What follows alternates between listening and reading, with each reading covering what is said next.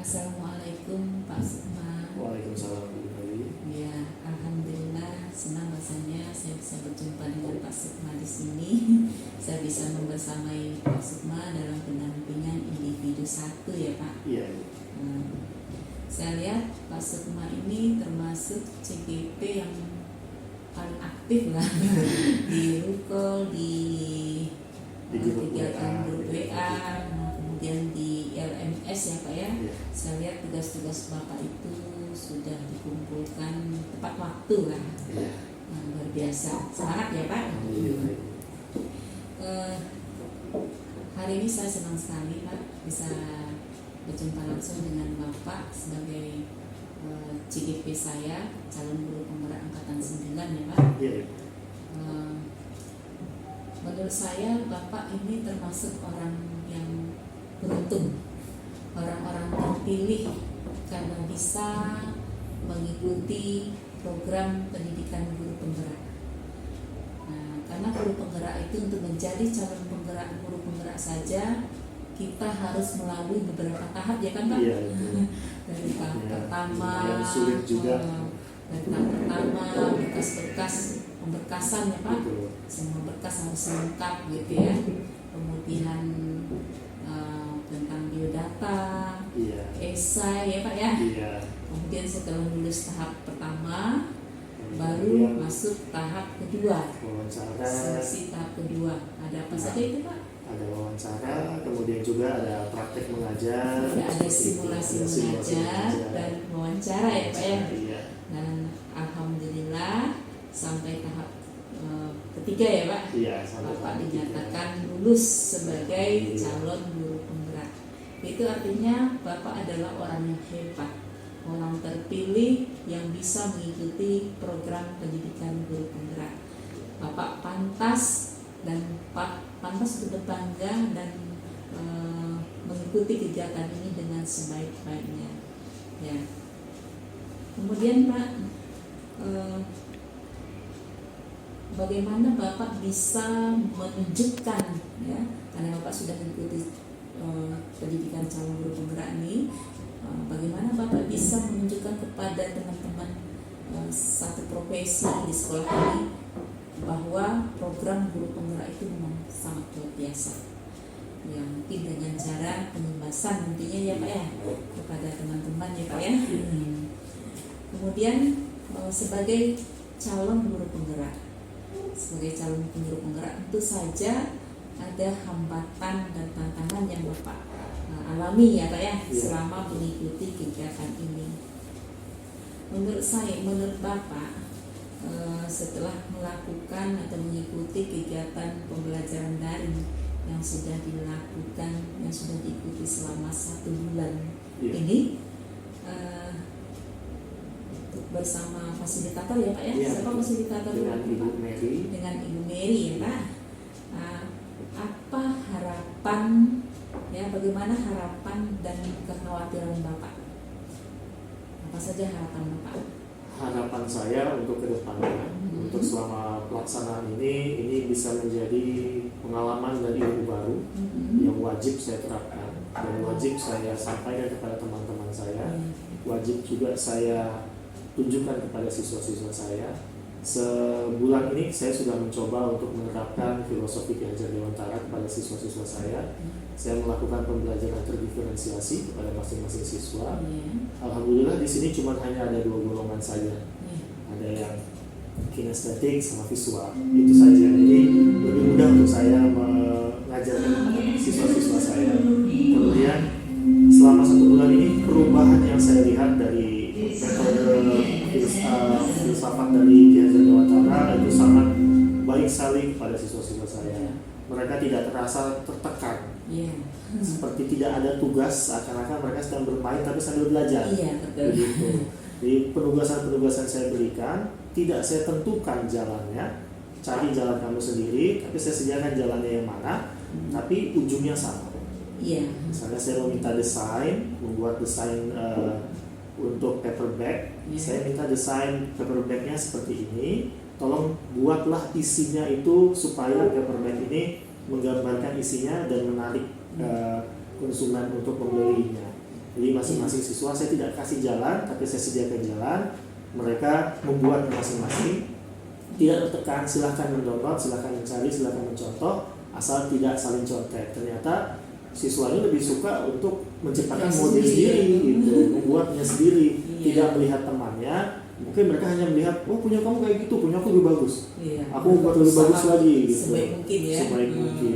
Tapi kalau untuk tantangannya sendiri, Bu, sepanjang 1 bulan ini tantangannya hanya pada awal-awalnya. Karena mungkin karena siswa belum terbiasa dengan penggunaan filosofi Kajar Dewantara, di mana kita mencari jalan berdasarkan kemauan siswa. Mereka masih bingung apa ya cara saya yang paling bagus. Tapi setelah berjalan, ditunjukkan beberapa jalannya, dapat jalan mereka sendiri, udah lanjut sendiri. Gitu. Dan pasti kita sediakan ya Pak ya. Kita silakan tentukan sendiri mana yang cocok menurutnya. Kita sediakan jalannya, ambil yang mana yang cocok sama kamu. Gitu. Mantap sekali ya Pak ya. Baik Pak, kemudian selama mengikuti pendidikan guru penggerak 1 bulan ini Pak, kira-kira kan tentu saja Bapak akan merasakan kekhawatiran karena kita akan mengikutinya selama 6 bulan ke depan nih Pak. Jadi menurut Bapak kekhawatiran apa yang Bapak rasakan? Yang misalnya saya dalam mengikuti kegiatan ini mungkin saya khawatir akan seperti ini. Ada kekhawatiran seperti apa yang Bapak rasakan? Saya sebenarnya cuma khawatir dengan siswa saya yang kemungkinan tidak selalu saya dampingi. Kalau saya tidak menerapkan falsafah Kajar Dewantara. Tapi semenjak saya menerapkan, ternyata tidak perlu saya dampingi pun mereka sudah dapat jalannya. Begitu. Jadi saya lebih bahagia. Saya tidak perlu ngomel di depan, tidak perlu berbicara di depan, memberikan caranya, menunjukkan caranya. Saya hanya tinggal perlu, nak saya mau A. Caranya dari A sampai ke D, bagaimana terserah kamu. Saya mau, kamu sudah memberikan saya D. Gimana caranya nak? Silahkan kamu buka Google, buka YouTube, atau video yang saya sudah berikan. Gunakan aplikasi yang sudah saya sediakan, silahkan kamu jalani. Nah, kekhawatiran saya ternyata itu hanya sebuah kekhawatiran aja. Ternyata tidak terjadi apa-apa. Buktinya selama 1 bulan ini ternyata siswa saya ya nyaman saja dengan perjalanannya. Tujuannya tercapai, perjalanannya memang masing-masing berbeda, tapi hasil akhirnya sama semua. Kemudian Pak, itu kan dalam pelaksanaan di dalam kelas terhadap siswa kita. Kemudian mungkin ada juga bentuk kekhawatiran Bapak yang lain, misalnya kegiatan pendampingan atau kegiatan belajar online ya Pak, atau belajar dari ini. Misalnya Bapak ada waktu yang bersamaan nih dengan kegiatan atau tugas utama kita sebagai guru nih di sekolah. Ternyata ada kegiatan pas di waktu kita ada mengajar. Nah itu kekhawatiran apa yang kira-kira Bapak rasakan? Kalau pada saat pengajaran yang memang saya khawatirkan itu saya tidak bisa mengajarkan tepat waktunya. Tidak bisa memanage tepat waktunya. Tapi kekhawatiran itu buat saya hanya sebuah kekhawatiran aja. Ternyata bisa kok kita memanage, karena siswa itu mendengarkan kita selama kita memberikan materi dengan tepat pada mereka. Siswa tetap melaksanakan dengan baik. Jadi kekhawatiran Bapak itu tidak terjadi lah ya. Itu tidak terjadi. Nah kemudian Pak, selama Bapak mengikuti program guru penggerak ini, bagaimana respon peserta didik atau siswa Bapak di dalam kelas Pak? Apa respon mereka yang Bapak lihat selama Bapak mengikuti pendidikan ini? Respon mereka sangat baik sekali. Baik sekali. Kenapa? Karena biasanya siswa-siswa saya ini tidak mau tahu, guru harus mengikuti dan mengajari apa yang mereka berikan. Jadi semenjak saya memberikan falsafah Kajar Dewantara, mereka pun memahami, mendukung. Mereka juga mencoba caranya sendiri masing-masing. Saya berikan kebebasan, kemerdekaan untuk mereka. Baik Pak, bagus sekali ya Pak ya. Kemudian apa hal yang sudah baik dari perubahan tersebut dan apa yang perlu diperbaiki ke depannya? Yang sudah baik sekarang, metode pembelajaran siswa sudah mengikuti kehendaknya mereka masing-masing. Walaupun kebutuhan belajar, walaupun akhirnya sama, Tapi jalannya mereka yang mereka pilih itu beda-beda. Seperti itu mungkin. Gitu ya Pak ya. Kemudian kan Bapak tadi sudah menemukan tuh apa yang sudah baik, hal-hal yang sudah baik dari perubahan tersebut. Kemudian apa yang perlu diperbaiki lagi ke depannya? Untuk yang perlu diperbaiki lagi kemungkinan di beberapa siswa yang memang memiliki latar belakang yang agak berbeda. Karena ada beberapa siswa yang tidak sama seperti temannya yang memiliki perangkat dan gadget, ada siswa yang tidak memiliki. Kemungkinan seperti ini tantangannya buat saya adalah membantu siswa itu untuk memahami penggunaan alat. Walaupun sekolah menyediakan, tapi di sekolahnya di rumahnya tidak ada kan, siswa agak rumit untuk belajar di rumah seperti itu. Oke Pak. Baik Pak, kalau saya sampaikan Bapak itu sudah menerapkan pembelajaran sesuai dengan filosofi Ki Hajar Dewantara ya Pak ya. Kemudian perubahan konkret yang telah dilakukan dalam kelas itu seperti apa? Perubahan konkret yang saya lakukan di kelas itu lebih mengarah kepada pelayanan kepada peserta didik. Jadi masing-masing menentukan kemampuan dan kemauannya mereka, apa yang mereka sanggupi, apa yang mereka kurang pahami, mereka akan mengembangkan, bertanya kepada saya. Kalau mereka sudah paham, saya akan terus bantu mereka, mendorong mereka melewati aplikasi yang sama. Nah, pasti mungkin begini ya Pak ya. Kalau dulu mungkin pembelajaran itu boleh dikatakan teacher center ya Pak ya. Sekarang dengan adanya pembelajaran dengan filosofi Ki Hajar Dewantara, Bapak sudah mulai menerapkan pembelajaran dengan student center gitu ya Pak ya. Baik Pak. Berikutnya Pak, kemarin sesuai dengan materi pembelajaran yang sudah bukan materi yang kita berikan waktu loka karya berprestasi ya Pak ya. Salah satunya adalah pembuatan kerangka portofolio digital.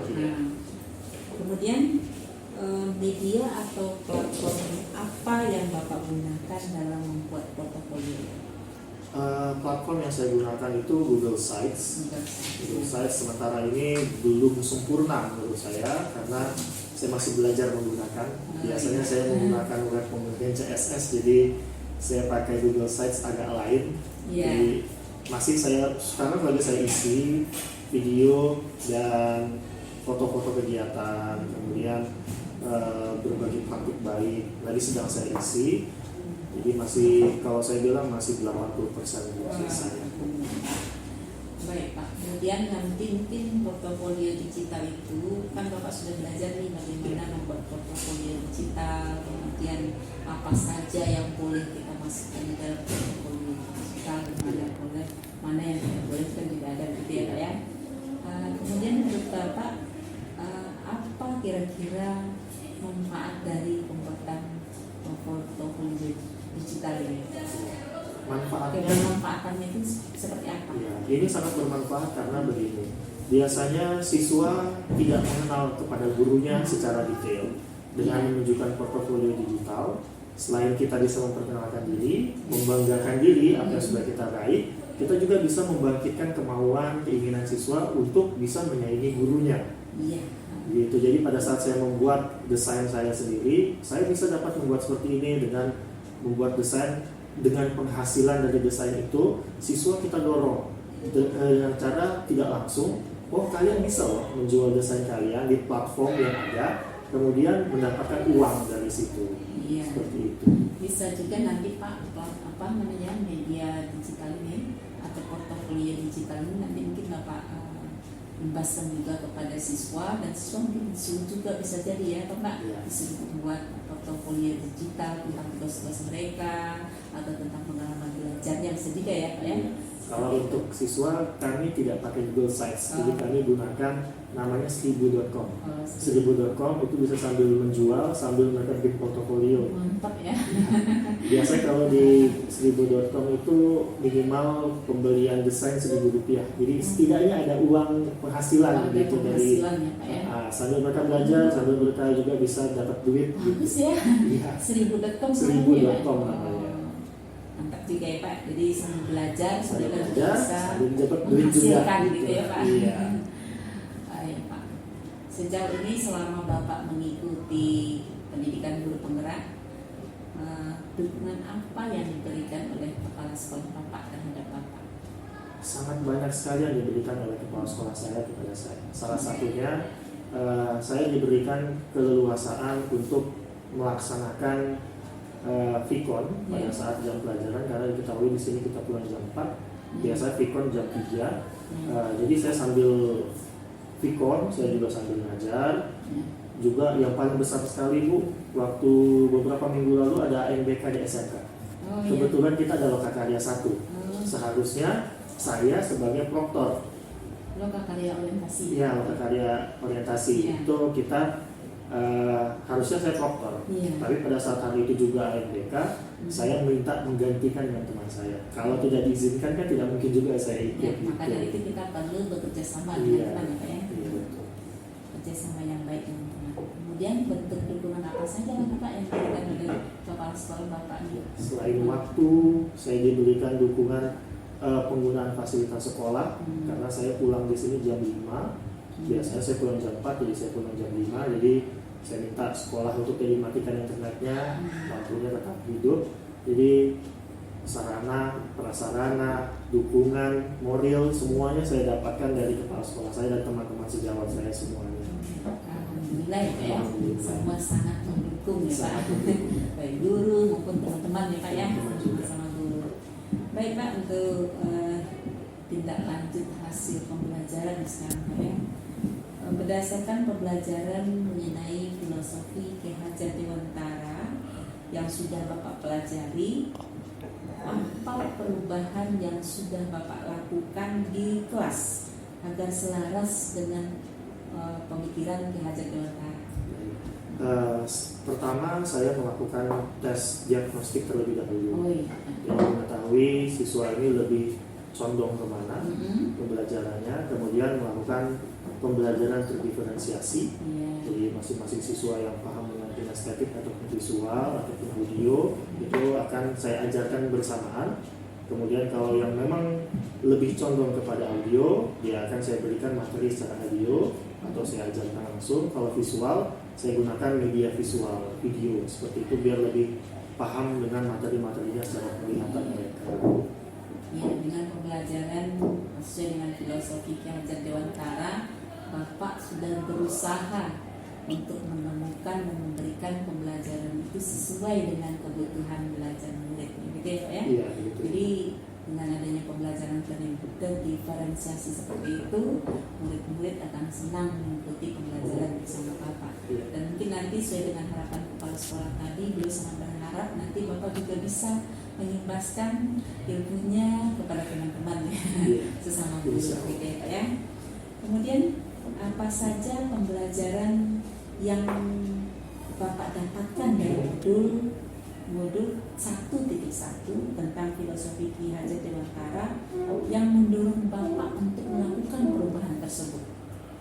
Pembelajaran yang paling penting yang mendorong saya berdasarkan filosofi Ki Hajar Dewantara yaitu mengenai pendidikan yang berhambar pada siswa. Karena selama ini saya berpendapat cara saya yang paling benar. Setelah memahami filosofi Ki Hajar Dewantara, ternyata saya salah. Itulah yang selama ini saya cari jawabannya. Sebenarnya kenapa nilai siswa ini bisa beda-beda? Kenapa yang cocok dengan saya caranya nilainya bagus, tapi yang tidak cocok dengan saya caranya ternyata jauh nilainya di bawah. Seperti itu. Baik. Kemudian dengan pembelajaran sesuai dengan filosofi Ki Hajar Dewantara, artinya kita lebih mementingkan kebutuhan belajar kita sendiri. Kita lebih mengedepankan siswa kita. Makanya salah satunya disebut di situ bahwa kita itu menghamba kepada murid. Itu berarti kita itu mendewakan murid, bukan berarti seperti itu, tapi kita memberikan pelayanan kepada murid kita sesuai dengan yang mereka butuhkan. Gitu ya Pak ya. Kemudian Pak, nanti kan Bapak sekarang kan sedang membuat portofolio digital nih. Nah, dalam portofolio digital yang akan Bapak tuangkan ini ya, yang akan Bapak buat ini, apa yang nanti Bapak tuangkan di dalam portofolio tersebut? Yang akan saya tuangkan dalam portofolio itu lebih mengarah kepada hasil karya. Oh, hasil karya. Hasil karya saya pribadi, Ya.